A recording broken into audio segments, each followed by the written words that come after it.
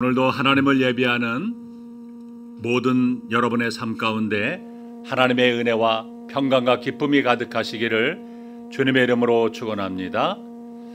우리가 인생을 살아가다 보면 어느 날 갑자기 이 절망의 골짜기라 부를 만한 위기의 순간들이 찾아오게 됩니다. 그래서 그때 기도해도 하나님의 응답이 없고 길이 보이지 않고 앞이 캄캄할 때가 있습니다. 본문에도 보면 이스라엘과 유다와 에돔 연합군 역시 그러한 절망의 골짜기에 상황에 처했습니다. 그들은 모압과의 전쟁을 위해서 출정을 했지만 광야 한가운데서 물 한 모금 없이 7일 동안이나 고통을 당하게 됩니다. 그래서 사람도 짐승도 지쳐서 죽게 생겼습니다. 그들은 하나님이 우리를 죽이려고 이 광야로 몰아넣으셨다라고 절규합니다. 그러나 여러분, 바로 그 절망의 자리에서 하나님의 강이 흐르기 시작했습니다. 여러분, 우리가 믿는 하나님은 어떤 분이십니까? 아무리 내가 섰는 그곳이 절망적인 곳이라 할지라도, 희망이 없고 또 길이 보이지 않는 곳이라 할지라도, 아굴골짜기와 같은 빈들이라 할지라도 거기서 하나님의 음성을 듣고 응답함으로 그것을 소망이 넘치는 곳, 새로운 축복이 시작되는 기에 새로운 축복이 시작되는 곳으로 삼아주시는 그러한 분이십니다. 그래서 오늘 이 말씀은 우리 인생에도 그러한 하나님의 기적이 일어났음을 선포하고 있습니다. 여러분, 당시의 북쪽 이스라엘은요, 악한 왕이었던 아합왕이 다스렸고요, 남쪽 유다 왕국은 여호사밧 왕이 다스렸습니다. 그런데 북쪽 이스라엘의 아합 왕이 죽은 후에 그의 아들 여호람이 왕이 됐습니다. 그런데 이 모압 왕이요, 해마다 바치던 조공을 그때부터 거부하게 됩니다. 자, 그러자 이스라엘 왕인 여호람은요, 남쪽 유다 왕이었던 여호사밧과 그리고 에돔 왕과 함께 동맹을 맺고 모압을 공격하게 됩니다. 그들은 모압을 공격하기 위해서 요단강을 건너 이제 에돔 지역을 지나서 남쪽에서 모압을 치기 위해서 출정을 하게 됩니다. 자, 그러나 그들이 마주한 에돔 광야는요, 너무나 메마르고 황량하여 나무 한 그루, 풀 한 포기조차 찾기 힘든 그러한 땅이었습니다. 그래서 군대는요, 그 광야를 지나면서 무려 7일 동안이나 물 한 방울도 얻지 못하고 목마름과 피로 속에서 힘겨운 행군을 해야만 했습니다. 땅은 완전히 메말랐고 물의 근원도 메말랐습니다. 또 비가 올 징조도 전혀 보이지 않았습니다. 오히려 뜨거운 태양만 장렬했습니다. 군사들은요, 목이 말라서 하나둘씩 쓰러지기 시작했습니다. 여러분, 아무리 강력한 무기와 군대가 있을지라도 어찌할 수 없는 그런 상황입니다. 전쟁 중에 출전한 그 군대가 일주일 동안이나 마실 물을 얻지 못했다는 것은 아주 심각한 문제가 아닐 수 없습니다. 이때 악한 여호람 왕이 뭐라고 말합니까? 본문 10절에 보면 여호와께서 이 세 왕을 불러 모아 모압의 손에 넘기려 하시는도다라고 말합니다. 이 말은 뭐예요? 하나님을 원망하는 말입니다. 그는요, 하나님의 뜻을 묻지도 않고요, 전쟁을 일으켜서 위기를 당하니까 엉뚱하게 화살을 누구에게 돌리고 있습니까? 하나님께 돌리고 있습니다. 하나님을 원망하고 있습니다. 여러분, 참으로 어리석고 미련한 왕 아닙니까? 여러분, 우리도 이런 어리석은 사람이 되지 말아야 됩니다. 자신의 일을 다 벌려놓고 순간 위기에 빠지면 하나님을 원망하는 사람들이 있습니다. 왜 하나님이 나를 망하게 하십니까? 왜 나를 도와주시지 않으십니까? 이렇게 하나님을 향해서 원망하고 불평한다는 것입니다. 우리 잠언 19장 3절에 보면 이렇게 말씀합니다. 함께 읽습니다. 시작. 사람이 미련함으로 자기 길을 굽게 하고 마음으로 여호와를 원망하느니라. 여러분, 우리는요, 무슨 일을 하든지 하나님의 뜻을 물어야 됩니다. 그리고 어렵고 힘든 그 절망의 골짜기를 만나면 하나님을 원망할 것이 아니라 오히려 감사하며 살아야 됩니다. 첫째로 우리는 절망의 골짜기를 만나면 말씀을 구해야 됩니다. 여러분, 여호사밧과 여호람은요, 어떻게 이 절망의 골짜기를 극복하고 하나님의 기적과 축복을 경험하게 되었을까요? 여러분, 믿음은요, 언제나 역경을 통해서 기회를 만들고요, 위기를 통해서 하나님의 살아계심과 역사를 경험하게 됩니다. 그래서 인생의 절망의 골짜기를 만났을 때가 오히려 우리가 가지고 있는 믿음을 발휘해야 될 가장 중요한 때라는 것을 알아야 됩니다. 여러분, 기적은요, 절박한 상황 속에서 벼랑 끝에서 일어난다는 사실을 알아야 됩니다. 여러분, 인간의 역사가 끝난 그 지점에서 하나님의 역사는 시작이 되는 것입니다. 그래서 인간의 절망의 끝은요, 하나님의 역사의 시작인 것입니다. 그러므로 우리가 인생의 절망의 골짜기를 맞이할 때마다 낙심하거나 내 인생은 여기서 끝나는구나, 이렇게 생각하지 말아야 됩니다. 지금이 하나님의 은혜와 도우심을 얻을 수 있는 절호의 기회다라고 생각하고요, 우리가 믿음의 말을 해야 됩니다. 그런데 많은 사람들이요, 믿음을 발휘해야 할 가장 중요한 순간에 오히려 하나님을 향해서 원망하고 비평하지 않습니까? 내가 하나님의 말씀대로 뜻대로 살려고 하는데 왜 이렇게 일이 꼬이기만 하느냐, 왜 어려움만 계속해서 일어나느냐라고 하나님을 향해서 원망하고 비평하게 됩니다. 여러분, 우리는 무슨 일을 만나든지 절대로 하나님을 원망하거나 불평하지 말아야 됩니다. 우리가 잘 알고 있는, 여러분, 욥을 보세요. 어느 날 갑자기 욥의 가정에 고난의 폭풍우가 휘몰아쳤습니다. 인생의 모든 것들, 그가 사랑하는 모든 것들, 10명의 자녀들 다 죽고요, 재산도 날아가고 건강도 한순간에 다 잃어버렸습니다. 하지만 그는 고난의 한복판에서 어떤 고백을 합니까? 욥기 1장 21절에서 이런 고백을 합니다. 다 함께 고백합니다. 시작. 주신 이도 여호와시오 거두신 이도 여호와시오니 여호와의 이름이 찬송을 받으실지니이다. 여러분, 욥뿐만 아니라 우리에게도요, 이런 믿음이 필요한 것입니다. 그러나 하나님은 그 위기와 곤경 가운데 지금까지 그의 믿음과 결심이 한때의 감정이 아니었음을 보여드리기를 원하십니다. 하나님은요, 우리가 인생의 절망의 골짜기에 처했을 때 우리의 가진 믿음이 진짜 믿음인가 아닌가를 보기를 원하십니다. 여러분, 우리가 절망의 골짜기를 만날 때 제일 먼저 해야 될 일이 무엇입니까?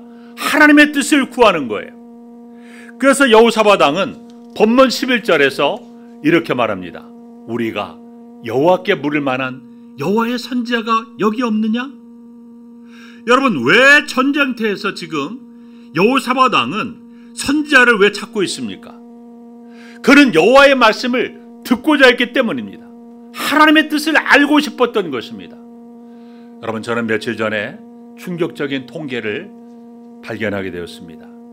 어느 한 기관에서요, 우리 기독교인들 중에 40%가요, 여러분, 점쟁이를 찾아가서 점쟁이에게 묻는다는 겁니다. 여러분의 모습을 보니까 충격을 하나도 안 받는 것 같으네. 그래서 어느 점쟁이 집에는요, 기독교인 환영 이렇게 써붙여놨다고 합니다. 얼마나 충격적인 사실입니까? 기독교인 가운데 40%가 점쟁이 찾아가고 무당을 찾아간다는 거 아닙니까? 우리는 하나님 앞에 나와서 하나님의 뜻을 구해야 되는데, 하나님의 음성을 들어야 되는데 무당에게 찾아가고 점쟁이에게 찾아간다는 겁니다. 여러분, 절망의 골짜기를 만나자 악한 여호람은요, 엉뚱하게 하나님을 원망하고 불평합니다. 그러나 경건한 여호사밧 왕은 하나님의 말씀과 뜻을 구했습니다. 이것이 달랐다는 겁니다. 여러분, 하나님의 자녀들에게 있어서 인생의 위기 속에서 제일 필요한 것은 무엇이냐면 다른 것이 아니에요. 하나님의 음성이에요. 하나님이 언제나 우리 인생의 해답이라는 것을 알아야 됩니다. 하나님이 모든 문제에 완전한 해답을 갖고 계십니다.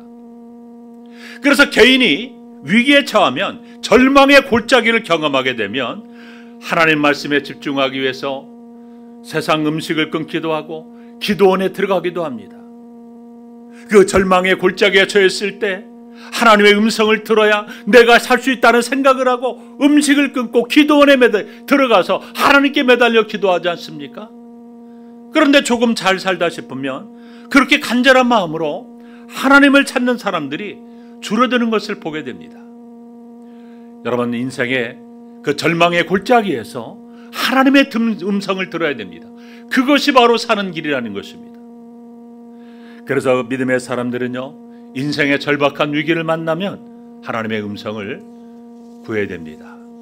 위기를 당하면 하나님의 보좌 앞에 나아가 하나님이 나에게 뭐라고 말씀하시는가, 어떻게 말씀하시는가, 귀를 기울이고 세상의 모든 창들을 다 닫아걸고 하나님께 눈과 귀와 마음의 문을 모두 열어야 됩니다. 그것이 믿음의 사람들이 절망의 골짜기를 통과하는 비결이라는 것입니다. 여러분, 하나님의 뜻을 구할 때 하나님의 응답은요, 언제나 가까이 있다는 사실을 알아야 됩니다. 여러분, 경건한 여호사밧 왕이 여호와께 물을 만한 선지자가 여기 없느냐? 이렇게 말할 때 여호람과 여호사밧 왕은요, 놀랍게도 엘리사 선지자가 그곳 진영에 있다는 말을 듣게 됩니다. 그래서 엘리사 선지자를 찾아갑니다. 자, 그래서 엘리사는 14절에서 뭐라고 말하냐면, 하나님을 원망하는 이스라엘 왕 때문이 아니라 하나님의 말씀을 구했던 유다 왕 여호사밧 때문에 은혜를 베푸신다라고 말했습니다. 그러니까 이 말은요, 엘리사는요, 자신은 이스라엘 왕 여호람과 아무런 관계가 없다라고 냉정하게 잘라 말하면서 여호람은 아합과 이세벨을 따라서 우상을 섬기는 그 선자들을 찾아가는 것이 마땅하다라고 말합니다. 엘리사 선자는요, 그들의 심각한 위기 앞에서 문제 해결을 위해서 예언해 주겠다고 했지만 그 이유는요, 경건한 여호사밧 왕 때문이라고 분명하게 말하고 있습니다. 여러분, 하나님께서 여호사밧 왕 때문에 은혜를 베푸신다는 말입니다. 사랑하는 성도 여러분, 여러분 때문에 하나님께서 은혜를 베푸신다는 말을 우리는 들을 수 있는 믿음의 사람이 되어야 됩니다. 여러분 때문에 여러분 가정에 하나님께서 은혜를 부어주신다는 말을 들을 줄 아는 믿음의 사람들이 되어야 됩니다. 두 번째로 우리는 절망의 골짜기에서 찬양해야 됩니다. 여러분, 여호람과 여호사밧이요, 엘리사에게 찾아가 도움을 호소하자 엘리야 선지자는요, 먼저 검은 곳 탈자를 불러오라고 말합니다. 우리 본문 15절 함께 읽습니다. 시작. 이제 내게로 검은 곳 탈 자를 불러오소서 하니라. 검은 곳 타는 자가 검은 곳을 탈 때에 여호와의 손이 엘리사 위에 있더니. 여러분, 엘리야 선지자가요, 아니 바로 하나님의 기도해 보면 기도해서 바로 하나님의 뜻을 알려주면 되지 왜 검은 곳 탈 자를 불러오라고 말합니까? 엘리사가요, 하나님의 음성을 듣기 위해서 하나님의 임재가 필요했기 때문에 그렇습니다. 엘리야 선지자는요, 찬양을 통해서 그의 마음을요, 고요하게 하고 하나님을 전적으로 바라보며 하나님의 임재를 느끼기를 원했습니다. 그래서 검은 구의 소리는요, 엘리야 선지자의 그 마음의 동요를 잠잠하게 하고 하나님의 말씀을 들을 수 있도록 하는 것입니다. 왜냐하면 하나님의 임재가 없이는요, 하나님의 음성을 들을 수가 없기 때문입니다.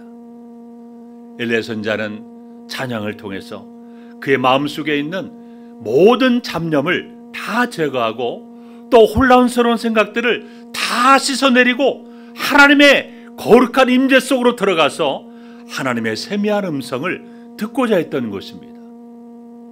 그래서 검은 곳 탈 자를 불러오라고 한 것입니다. 여러분, 검은 곳 타는 자가 전쟁터에서 하나님을 찬양할 때 어떤 일이 일어났을까요? 엘리사에게요, 두 가지 일이 일어났습니다. 첫째는 하나님의 영감이 임했고요, 또 하나는요, 하나님의 손이 엘리사에게 임했습니다. 여러분, 여호와의 손은 하나님의 능력을 말합니다. 엘리사는 찬양 중에 하나님의 영감을 얻어 하나님의 음성을 들었고요, 하나님의 능력이 그에게 임했던 것입니다. 여러분, 이것이 바로 찬양의 능력입니다. 여러분, 하나님의 임재와 음성을 구할 때요, 우리는 찬양으로 시작해야 됩니다. 우리가 성경에 보게 되면 이스라엘의 하나님은 찬송 중에 거하시는 분이라고 그랬어요. 하나님은 찬양이 있는 곳에 하나님의 임재를 나타내십니다. 찬양하는 성도들의 마음속에 영감을 부어주시고 세미한 음성을 주시는 것입니다. 그래서 하나님의 임재가 있기 전에는요, 나에게 말씀하시는 하나님의 음성을 귀가 있어도 들을 수가 없는 것입니다. 여러분, 우리가 예배를 시작하기 전에 왜 찬양을 그렇게 부릅니까? 우리의 모든 잡념을, 여러 가지 복잡한 생각들을 다 씻어내고 예배에 집중하기 위해서, 하나님의 임재를 경험하기 위해서 우리가 찬양으로 먼저 하나님 앞에 나가는 것입니다. 이것이 이렇게 찬양이 중요하다는 것입니다.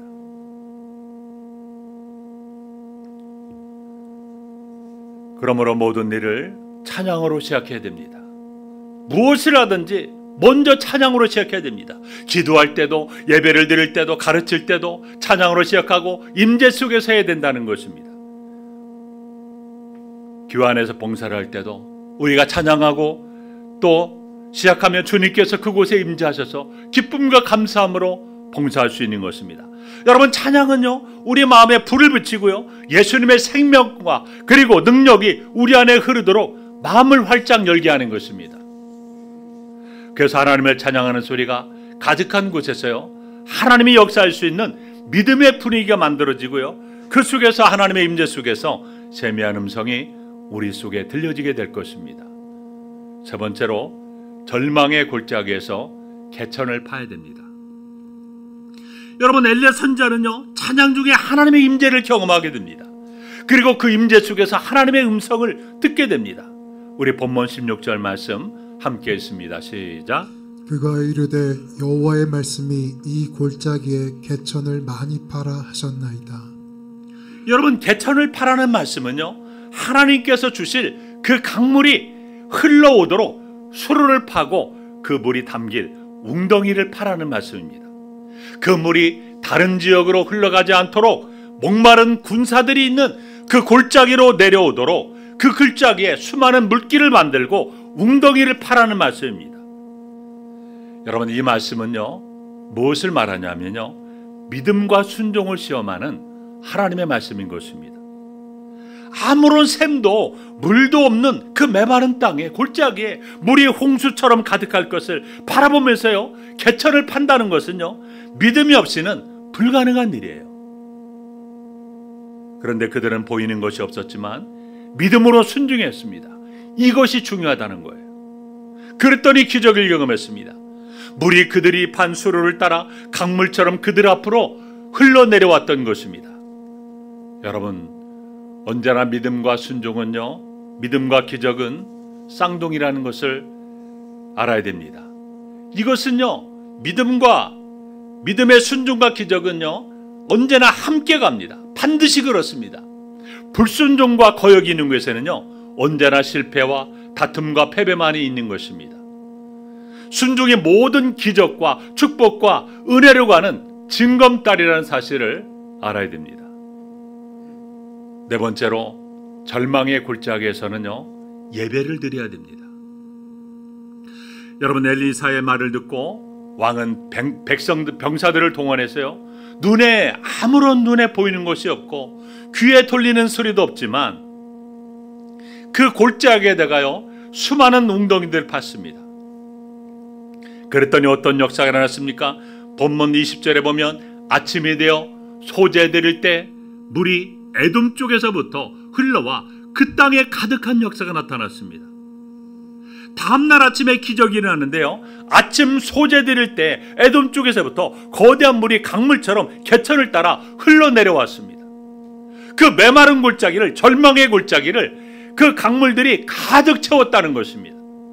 여러분, 언제 그 강물이 흘러왔다라고요? 중요한 거는요, 아침 소재 드릴 때라는 겁니다. 아침 예배를 드릴 때 갑자기 하나님의 역사가 나타나기 시작했다는 것입니다.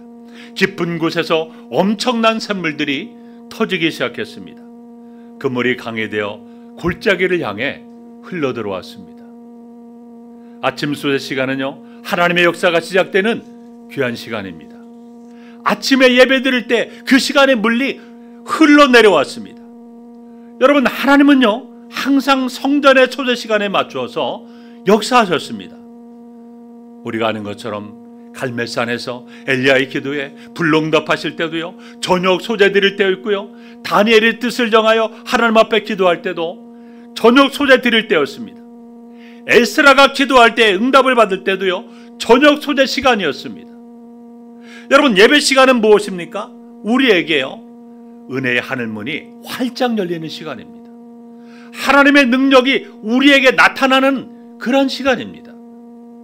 그러므로 여러분들이 하나님의 은혜를 경험하고자 한다면 예배에 집중하고 은혜를 사모해야 됩니다. 여러분, 제가 여러분에게 토요일마다 문자를 보낼 때 예배의 성공자가 되시기 바랍니다. 왜 이런 문자를 보냅니까? 예배가 그만큼 신앙인들에게 가장 중요하기 때문에 그렇습니다. 그래서 신앙에 있어서 예배 실패하면요, 모든 신앙생활은 다 실패자가 되는 겁니다. 그러나 예배에 성공한 믿음의 사람들 보세요. 그 인생의 삶이요, 하나님의 기적과 은혜를 분명하게 경험하게 됩니다. 수많은 간증들로 넘쳐나게 됩니다. 그러므로 예배에 목숨 걸고 예배를 사모하고 은혜를 사모해야 됩니다.